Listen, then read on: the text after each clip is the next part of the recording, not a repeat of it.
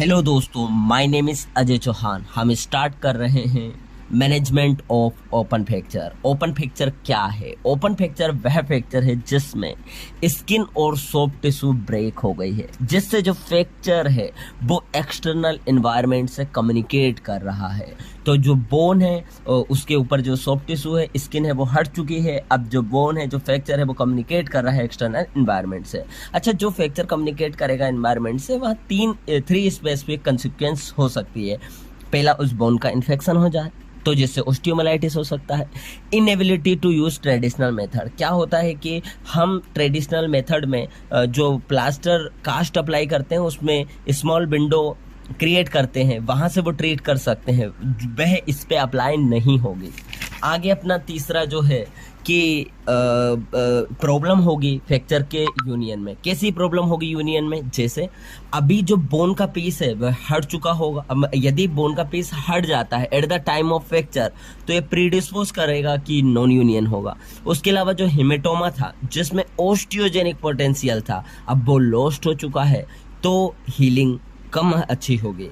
साथ ही साथ यहाँ बेस्कुलर जो कवर रहता है ओवरलाइंग द सॉफ्ट टिश्यू, वह डैमेज हो गया है, वो मिस हो गया है, जिसकी वजह से भी यूनियन में प्रॉब्लम आएगी। उसके अलावा जो बोन है वहाँ एनवायरनमेंट के कांटेक्ट में है, सो सेकेंडरी इन्फेक्शन हो सकता है।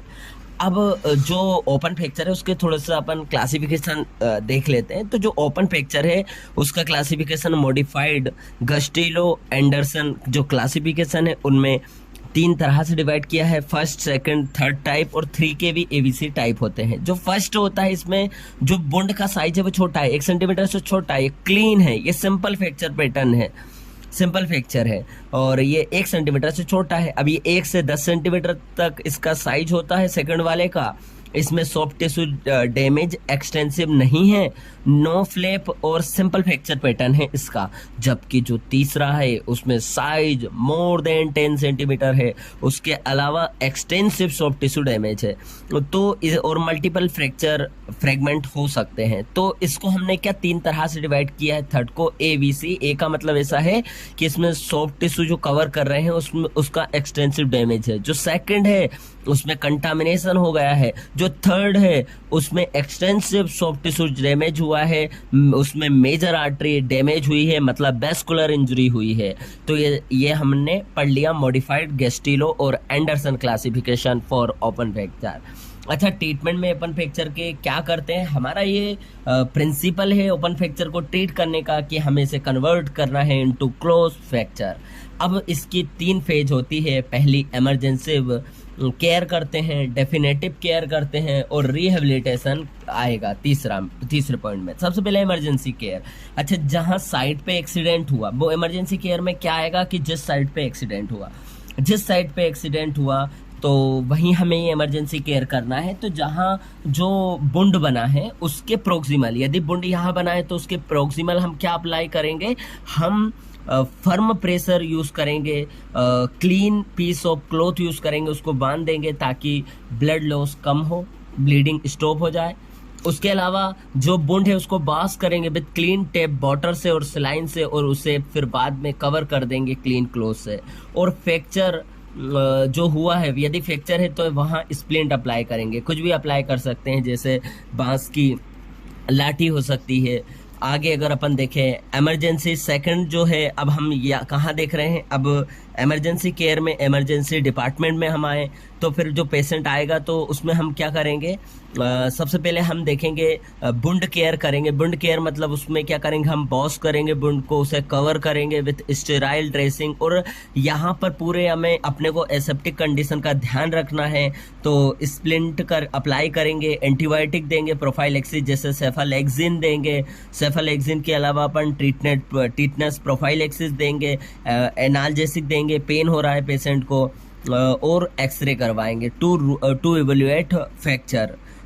अगर फ्रैक्चर है तो उस हिसाब से अपन फर्दर ट्रीटमेंट प्लान करेंगे। अब आएगा कि अपन डेफिनेटिव केयर कर रहे हैं। अभी हमने क्या देखा था इमरजेंसी केयर में कि यार जिस साइड पे एक्सीडेंट हुआ वहां करेंगे, उसके अलावा हमने देखा इमरजेंसी डिपार्टमेंट में क्या करेंगे। अब डेफिनेटिव केयर है। डेफिनेटिव केयर जो है उसमें हम क्या करेंगे, केयर करेंगे दो तरह से है। किसकी केयर करोगे, या तो पहले तुम वुंड की केयर करोगे या फिर तुम किसकी केयर करोगे, फ्रैक्चर की केयर करोगे। तो सबसे पहले अपन क्या करेंगे, वुंड की केयर। तो वुंड की केयर में क्या करेंगे, सबसे पहले वुंड को सही करेंगे, जैसे उसका डिब्राइटमेंट करेंगे। डिब्राइटमेंट करने के बाद हमें देखना है कि हम क्या करेंगे। डिब्राइट कर दिया वुंड को, अपन ने साफ कर दिया, उसके बाद हमें क्लोज करना है। तो क्लोज करने के लिए हमें चार्ट देख लेते हैं कि कैसे क्लोज करना है। तो इसमें ऐसा है कि जैसे स्मॉल पंचर वुंड है तो लीव एसिड, अगर छोटा सा है तो ऐसा कि ऐसा अपन छोड़ देंगे। अगर वह क्लीन लेसरेटेड वुंड है, क्लीन लेसरेटेड वुंड है, तो यहाँ क्या दिखा, क्लीन लेसरेटेड वुंड है, तो तुरंत अपन इसे प्राइमरी क्लोजर कर देंगे। प्राइमरी क्लोजर का मतलब यही है कि हम उसमें सूचर अप्लाई करके उसे बंद कर देंगे, क्लोज कर देंगे। जबकि अगर वो इन्फेक्टेड है तो हमें क्लोज नहीं करना है उस वुंड को, उसको हम ऐसा कि ऐसा लेफ्ट कर देंगे, खुला छोड़ देंगे उस वुंड को, वो अपने आप सेकेंडरी हीलिंग से हील हो जाएगा। तो ये सेकेंडरी हीलिंग है जिसमें हमने कोई सूचर अप्लाई नहीं किया। अच्छा, अपने को डाउटफुल लग रहा है केस, कि डाउटफुल है कि यार इन्फेक्शन हो सकता है, नहीं भी हो सकता है, तो उस केस में हमें उसको ऑब्जर्व करना है 2 to 3 डेज, उसे ओपन रखना है, 2 to 3 डे ऑब्जर्व करना है। अगर हमें लगता है कि इन्फेक्शन नहीं है तो हम फिर डिले प्राइमरी क्लोजिंग कर देंगे सूचर लगा के। और अगर इन्फेक्शन का अपने को चांस लग रहा है कि इन्फेक्शन है तो हम सेकेंडरी क्लोजिंग करेंगे, मतलब कि हम उसे ओपन छोड़ देंगे, वो अपने आप हील होगा। आगे ऐसा ये है वुंड डिब्राइटमेंट के बाद, तो जैसे कि जो लेट हो जाते हैं ना, फ्रैक्चर का टाइम ज़्यादा हो जाता है 6 से 8 घंटे के बाद, तो उसे इमीडिएट क्लोज नहीं करना है। आगे फ्रैक्चर का मैनेजमेंट में हम क्या कर सकते हैं, फ्रैक्चर हो गया बोन में तो हम क्या कर सकते हैं, फ्रैक्चर के लिए क्या कर सकते हो, प्लास्टर अप्लाई कर सकते हो, इमोबिलाइजेशन इन प्लास्टर। उसके अलावा अपन ये क्या है, ये क्लोज फ्रैक्चर के लिए अपन करते हैं। उसके अलावा अपने बात आ जाएगी पिन और प्लास्टर कर सकते हैं, मतलब ओपन अनस्टेबल जो टिबियल फ्रैक्चर है उसके लिए ये यूज़ किया जाता है मेथड। और उसके अलावा स्केलेटल टेक्शन कर सकते हैं, एक्सटर्नल फिक्सेशन कर सकते हैं।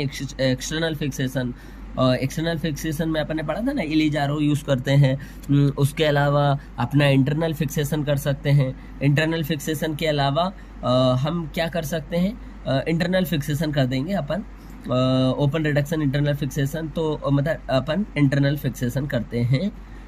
उसके बाद अपन क्या देख रहे हैं कि अपन ने ये किसको मैनेज करने के तरीके हैं अलग अलग, ये फ्रैक्चर को मैनेज करने के तरीके हैं।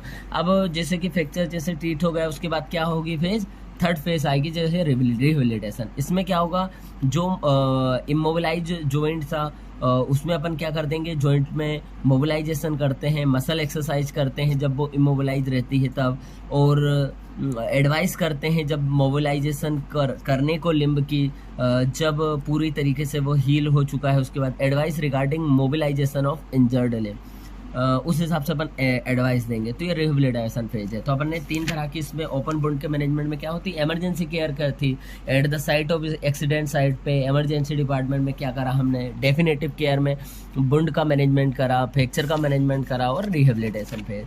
तो और साथ ही साथ अपन ने क्या पढ़ लिया, गेस्टिलो एंडरसन क्लासिफिकेशन पढ़ लिया ओपन फ्रैक्चर का। तो ये हमने कंप्लीट करा ओपन फ्रैक्चर का मैनेजमेंट। Thank you.